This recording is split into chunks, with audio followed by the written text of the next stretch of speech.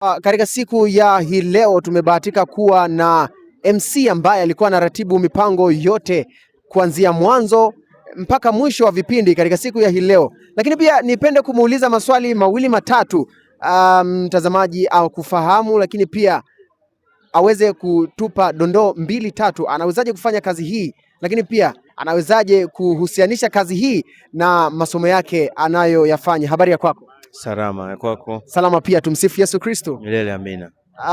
Vizuri. Mtazamaji angependa kukufahamu pengine jina lako na unapotoka tafadhali.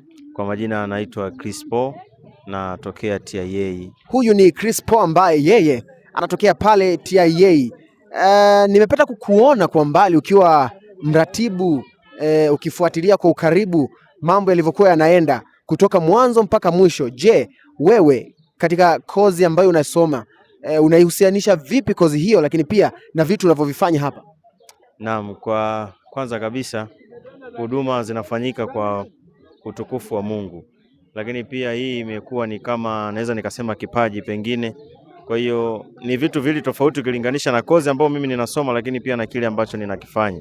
Nilijikuta tu nina uwezo wa kufanya hivyo, kwa hiyo nikaamua kufanya, lakini ninafanya kwa nafasi kama hii ya leo ambayo imepatikana, ila kwa sehemu zingine pia au kwa kazi zingine hapana. Ni kwa nafasi kama hii ya leo kanisani, hivyo ndo ninafanya. Asante. Lakini pia ningependa kufahamu au mtazamaji angependa kufahamu kwa namna moja au nyingine, wewe umebarikiwa vipi na vipindi ambavyo ulikuwa unaviongoza katika siku ya hii leo? Nimebarikiwa sana na vipindi ambavyo nilivyokuwa na viongoza kwa siku ya leo, hasa kipindi cha uimbaji. Kiukweli huwa ninabarikiwa sana na uimbaji. Kwa hiyo nimebarikiwa kwa kwaya zilizokuwa zikiimba, hasa sauti wamenibariki sana, lakini pia hata kwaya zingine TIA, CBE wameimba vizuri. Kwa ujumla nimebarikiwa, lakini pia hata somo la leo nimebarikiwa na somo hilo kwa ujumla pia. Unamwambia nini mtazamaji wa Mloe Digital TV katika siku ya hii leo? Ninachokwambia ni kwamba usikose, hasa kwenye mikutano kama hii. Summit Federation kuna raha yake ambayo inakuwepo, lakini pia kuna namna unakuwa unasogea karibu na utukufu wa Mungu unapojoin na wenzio kujadili yale ya msingi ambayo yanamhusu Mwenyezi Mungu.